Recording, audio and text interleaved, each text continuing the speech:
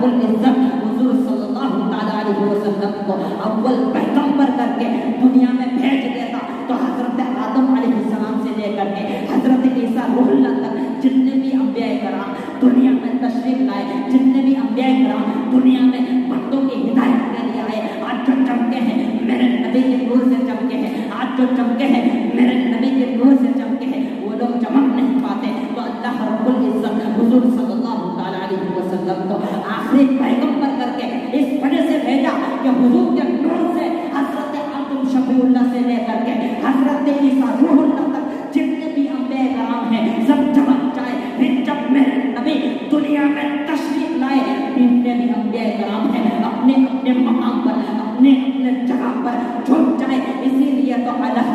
عظیم البرکت اشرف امام احمد رضا خان فاضل بریلوی علیہ الرحمت والرضوان